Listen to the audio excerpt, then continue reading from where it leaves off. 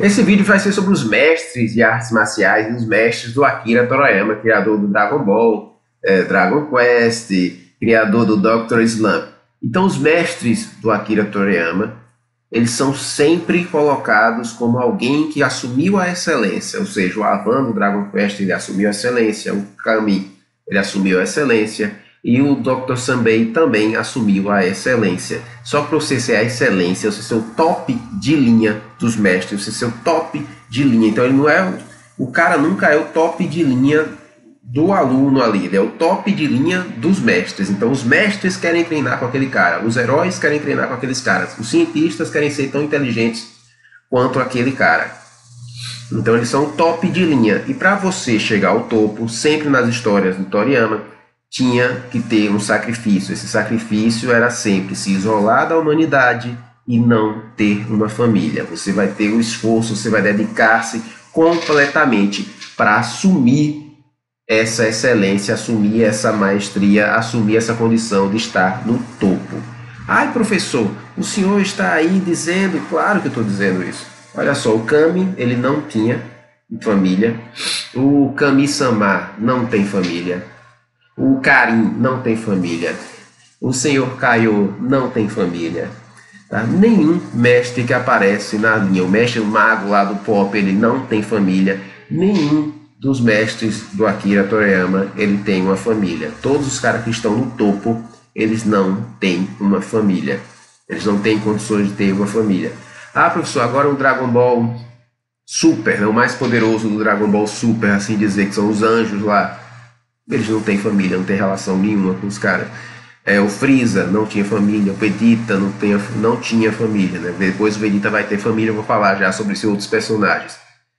Mas o Vegeta também não era mestre de ninguém. O Freeza é que fazia essa função, mais de tanto ser o chefe como de ser o mestre de alguns deles.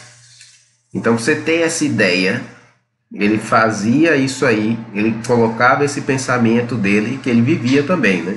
Ele vivia isolado, tal, era uma pessoa que não tinha uma família, então ele tinha assim isso para a vida dele, para alcançar essa maestria, para alcançar essa potência, ele tinha que ter esse sacrifício. E ele fazia isso na vida pessoal dele. Vou colocar aqui para vocês também que sempre quando tinha um mestre popular, um cientista popular ou um herói popular, ele era um farsante. Então a gente vê isso em Dragon Quest, a gente vê isso em Dr. Slump, a gente vê isso com o Mr. Satan do Dragon Ball. Então é o cara popular, o cara que todo mundo acha que é, ele nunca é. E todo o cara que se acha, ele também nunca é. Então, quando o Pop, né, do Dragon Quest, ele ainda está começando e ele já se acha, porque ele é um mago, ele não é nada. Mas a partir do momento em que ele para de se achar, é quando ele evolui e chega a ser alguma coisa.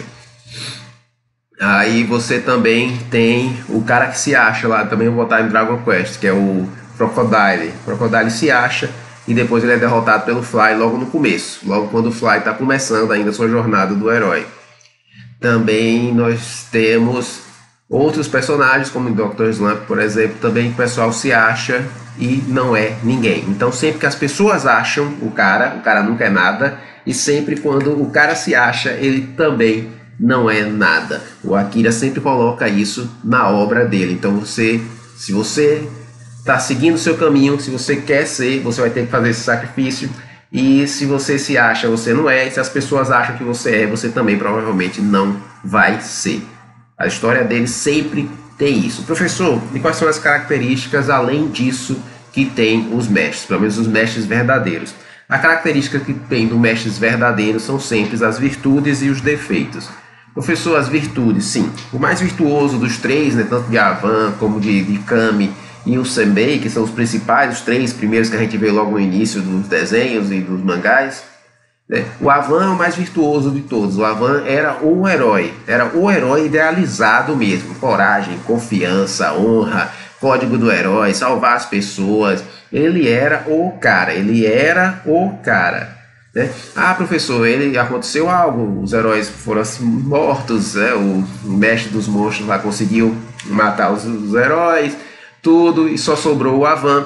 Ele ainda continua sendo um cara virtuoso, muito virtuoso, mais virtuoso do que os outros, Só que ele sente essa ausência de ter uma pessoa na vida dele, então ele é meio, como se dizer assim, outra característica dos personagens do Akira, né, dos mestres do Akira, que ele se botou, pelo menos dos primeiros mestres que ele sempre coloca, é ser meio tarado, né? Ter ali, meu Deus, é ser meio incel, nunca ter tido uma mulher, tal, e ficar nesse tipo de coisa. Então o Avan praticamente ele só tinha isso daí e a ideia de que ele precisaria de dinheiro. Então ele deixou de ser um herói que fazia as coisas e agora ele é um herói que faz as coisas por dinheiro. Ele virou um mercenário. Então o Avan praticamente só tinha esses dois defeitos, mas aí você vai descobrir o porquê que ele queria esse dinheiro. Ele queria restabelecer a era dos heróis, né? Então também tem o Kami. O Kami, ele tem a nuvem voadora,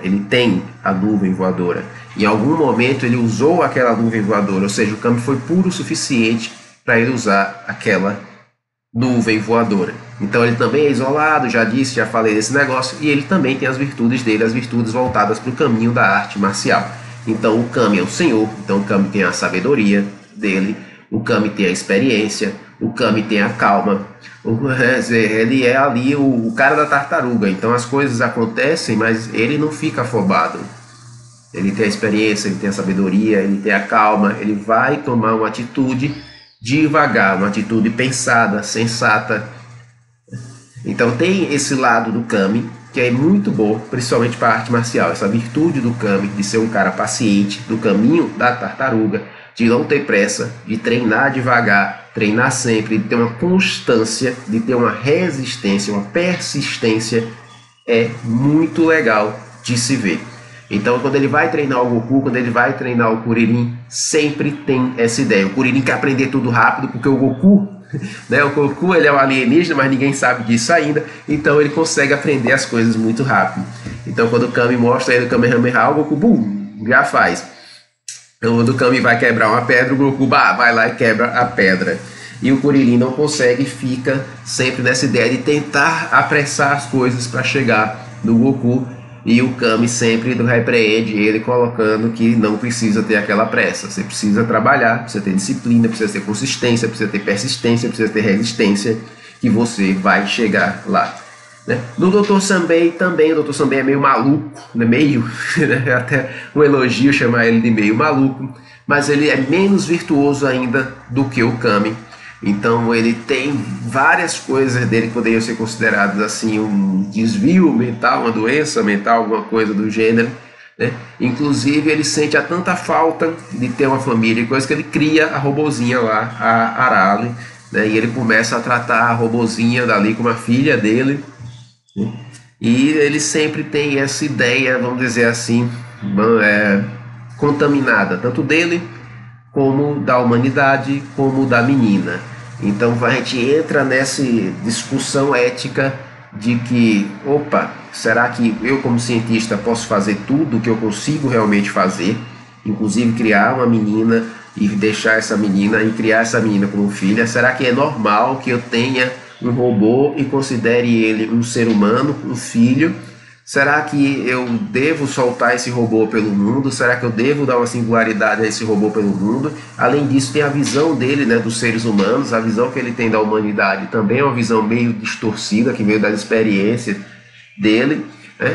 E isso é bem legal. Se você nunca viu Dr. Slump, não se preocupa não, que isso não é, meu Deus, deve ser um negócio denso, não. É uma comédia, tá? Todos os 3 animes do Akira são praticamente uma comédiazinha, são histórias de viagem, e são histórias bem tranquilas de você acompanhar. Professor, você disse que são histórias de viagem? São, né? Dr. Slump, a Arale vai viajar pelo mundo, né? A menininha robô vai viajar pelo mundo, Goku vai viajar pelo mundo, o Fly vai viajar pelo mundo, na literalmente jornada de herói, que no final ele vai se tornar um herói. Então a história que o Akira gosta de contar sempre é uma história de viagem, as histórias acabam se tornando uma história de viagem. Então, o Fly vai participar do torneio dos heróis, aí ele vai se provar no torneio. Daqui a pouco eu vou falar sobre esse negócio também de se provar no torneio. Aí acontece alguma coisa e ele vai atrás dos monstros. Aí acontece outra coisa e ele vai para outro canto. O Goku, idem. O Goku, ele viaja pelo mundo para aprender quando ele é pequeno. Depois ele vai viajar para voltar para a Terra pelo caminho da serpente, e depois ele vai viajar pelo universo para enfrentar o Freeza. Sempre acaba tendo uma viagem. O Trunks vai viajar no tempo para salvar o Goku. Sempre acaba as histórias dele sendo uma história de viagem. Vamos procurar o homem mais forte do mundo. Aí, olha, então, só outra história de viagem. Que coincidência, não é isso? Então sempre são histórias de viagem que ele vai contando por aí. Eu falei que ia contar dessa ideia do torneio, mas é isso. O Akira sempre vai colocar o personagem dele para se testar. E ele vai colocar duas formas de teste no personagem dele. Uma é o teste que você pode controlar, que seria um campeonato. Então o Fly participa de campeonato, o Goku participa de campeonatos, e eles participam dessas ideias daí que são controladas. Então é importante que você tenha algo controlado que simule a realidade, que prepare você para a realidade. Então são animes que têm histórias marciais, que dizem que o sparring é fundamental para aquilo ali. Olha só, Akira Toriyama dizendo que o sparring é fundamental para que você consiga brigar ou lutar na vida real. E ainda tem coisa aí de arte marcial, aí, coisa de defesa pessoal que não tem sparring. Eu fico louco da vida com uma porra dessa e o pessoal ainda cai, né? Mas como Akira Toriyama diz mesmo, quanto mais popular, mais fingimento é. Quanto mais os caras se acham, vá treinar com os melhores, venha treinar com os melhores, menos eles devem ser. Eu tenho isso na cabeça também, e concordo completamente com Akira. Então vamos colocar de novo aqui a ideia do torneio. A Akira sempre bota a ideia do torneio. E a Akira sempre coloca a ideia de passagem de geração. O que é que eu quero dizer com isso? A passagem de geração, os mestres, para se tornar excelentes, eu disse, tiveram que fazer aquele sacrifício. Os alunos nunca querem ser excelentes. Então o Goku, ele não quer ser o cara mais forte. O Fly, ele não quer ser o cara mais forte, o mestre, o cara que vai defender o mundo. E a Arale, né, ela não quer ser uma humana em si. Então não é uma história do robozinho querendo ser uma humana. É uma história do robozinho que tem uma aparência humana e que quer achar o seu lugar no mundo. É a história de um alienígena que está vivendo como humano, que quer achar o seu lugar no mundo. É a história de um menino que foi criado por monstros, ou seja, ele não se acha tão humano, ele até não sabe o que é ser humano e que quer achar o seu lugar no mundo. Olha só, as três histórias, que coincidência novamente, são histórias muito bem escritas sobre isso. Então essa passagem de geração que eu não quero, eu não estou obcecado pela maestria, eu não estou obcecado pela excelência, eu não estou obcecado em ser o herói do herói, o mestre dos mestres e algo do tipo. Tá, nem o Goku, nem o Fly, nem a Arale querem ser algo desse tipo. Então, mas eles querem ser excelentes, eles querem ser bons. Então o Goku, ele não quer excelência a todo custo, mas ele acaba conseguindo chegar muito perto disso. A Arale também quer isso e acaba conseguindo chegar muito perto. O Fly não quer esse negócio, mas acaba tentando ali e vai chegando muito perto. Por que que eles não atingem aquilo ali? Exatamente porque eles não estão dispostos a fazer o sacrifício. Eles superam os mestres deles? Superam os mestres deles. Mas aí eles acabam abrindo o mundo, e nesse mundo novo que eles abriram, existe sempre alguém melhor, alguém que é mestre em cima deles e que tem coisas para ensinar para eles, ou que poderia dar um pau neles fácil. E vai ficar sempre nisso daí, já que eles decidiram que não vão abrir mão. Então acho que a história que mais tem essa ideia de não abrir mão das coisas, assim, de não fazer esse sacrifício, sacrificar a família, sacrificar os amigos, é o Dragon Ball. O Dragon Ball, você vê o Freeza não liga para essas pessoas, ele sacrifica os caras lá, os homens do Freeza, tropa Guinil, foda-se o Freeza não tem nada a ver com esse negócio, o Freeza tá pouco se lixando para aquela galera. E já os humanos, já o Goku, já o Yantia e tal, tem as esferas do dragão que eles sempre procuram ressuscitar as pessoas. Então ocorreu alguma coisa, vai, pega as esferas do dragão, ressuscita o cara. Aconteceu outra coisa, pega as esferas do dragão, ressuscita o cara. Eles não estão dispostos a abrir mão. Aconteceu alguma coisa com as esferas do dragão da Terra, eles vão lá e vão ressuscitar o cara lá na frente. Professor, não aparece outro tipo de mestre? Quer dizer, o mestre Carinho, o Kami-sama, vários outros mestres aparecem, o Senhor Kaiô. Não tem um mestre diferente para você ver, não. Todos eles são isolados, né? O Carinho na torre, o Kami-sama no templo, o Kaiô lá no planetinha dele, né? E sempre são caras isolados. Sempre você conseguir essa posição que é real e essa capacidade que é real, você deve abrir mão disso. É inevitável pro Akira Toriyama que isso ocorra para que você chegue nessa posição. Mas como isso existe sempre essa passagem de geração e essa adaptação.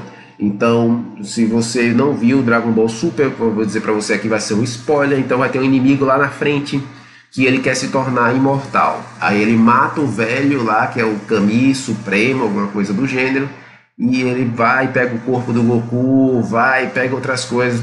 Então essa ideia do atalho. Tá, então ele tem um robô que suga energia. O robô não produz energia, ele não passou anos treinando para conseguir absorver mais ki, utilizar o ki.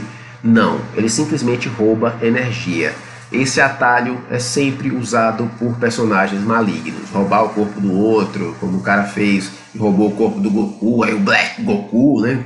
Que eu não vou dizer aqui quem é o cara que rouba o corpo dos outros, mas vocês vão descobrir se assistirem o anime. Eu vou dar spoiler, mas nem tanto. Então tem sempre quem escolhe o atalho sempre está escolhendo um caminho errado. O atalho é sempre o caminho que vai levar à perdição. Então você vai ver isso também na história do Vegeta, né? O Vegeta tenta buscar alguns atalhos e ele acaba se ferrando. Ele só acaba se dando bem quando ele decide, né? Ele vai ter uma família com a Bulma, vai ter quando ele decide isso, e aí ele vai descobrir coisas importantes para ele que vai proteger. Então na história do Toriyama também tem isso, tem a história de proteger. Você achar algo que é bom o suficiente, que você considera o suficiente, que você ama o suficiente para que você proteja. Então o Goku tem isso, o Fly tem isso, o Vegeta acaba achando isso, outros personagens acabam achando isso no meio do caminho. Até o crocodilo do Dragon Quest Dai, né, o Fly, no Brasil, ele acaba achando coisas que ele deve proteger também. Por isso a história é bem legal. Olha só aqui, só que eu vou finalizar daqui a pouco.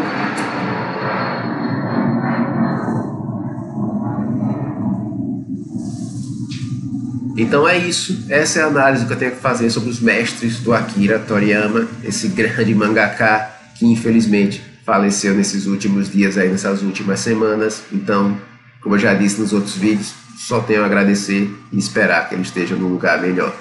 Curta, comenta, compartilha, se inscreve aqui se você gosta desse tipo de vídeo. Até a próxima.